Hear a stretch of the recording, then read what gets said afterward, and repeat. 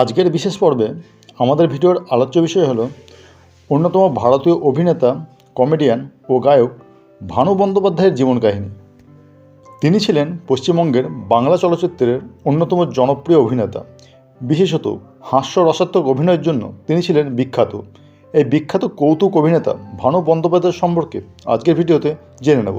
চলুন ভিডিওর মূল পর্বে ফেরা যাক। ভানু বন্দ্যোপাধ্যায় জন্মগ্রহণ করেছিলেন 1920 খ্রিস্টাব্দের 26শে আগস্ট বর্তমান বাংলাদেশের মুন্সিগঞ্জ জেলার বিক্রমপুরে।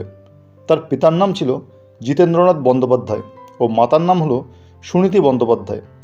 তিনি ঢাকার সেন্ট গ্রেগরি হাই স্কুলে পড়াশোনা করেন ও পরবর্তীতে জগন্নাথ কলেজে শিক্ষা সমাপ্ত করেন। 1941 সালে তিনি কলকাতায় আসেন।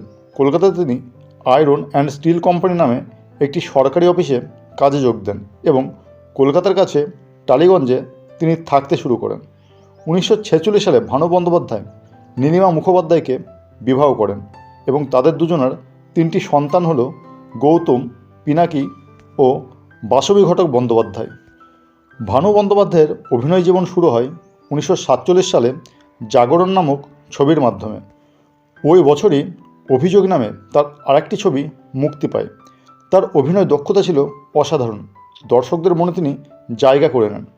এরপর আস্তে আস্তে মন্ত্রমুগ্ধ, বরযাত্রী, পাশের বাড়ির ছবিগুলি মুক্তি পেতে থাকে এবং তার ছবিগুলি দর্শকদের কাছে বেশ জনপ্রিয়তা লাভ করে। তবে 1953 সালে মুক্তিপ্রাপ্ত 74.5 ছবির মাধ্যমে তার পরিচিতি বেড়ে ওঠে। ওই ছবির মাধ্যমে তিনি দর্শকদের নিজের অভিনয় গুণে আকৃষ্ট করেন। পরের বছর তার মুক্তিপ্রাপ্ত ছবি হলো ওরা থাকে ওধারে।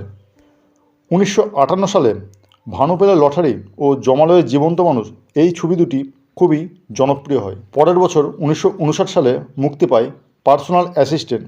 এই ছবিতে তিনি নায়কের ভূমিকায় অভিনয় করেন। তার বিপরীতে অভিনয় করেছিলেন রুমা গুহ ঠাকুরতা। 1967 সালে আশিতেও আসিও না ছবিতে তিনি নায়কের ভূমিকায় অভিনয় করেছিলেন। ওই বছরে তিনি মিস প্রিয়ঙ্বদা ছবিতে মহিলা সেজেও অভিনয় করেছিলেন। 1971 সালে তার ভানু গোয়েন্দা জহর অ্যাসিস্ট্যান্ট ছবিটি মুক্তি পায়।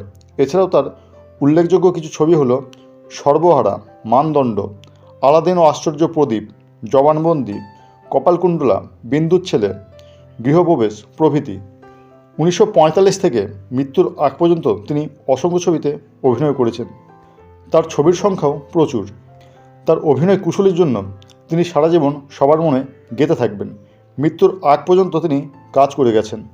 অবশেষে 1983 সালের 4 মার্চ কলকাতাতে এই মহান অভিনেতার জীবন প্রদীপ শেষ হয়। তার শেষ ছবি শোরগোল মুক্তি পায় 1984 সালে। তো সেই ছিল ভারতীয় কমেডিয়ান অভিনেতা ভানু বন্দ্যোপাধ্যায়ের জীবন কাহিনী।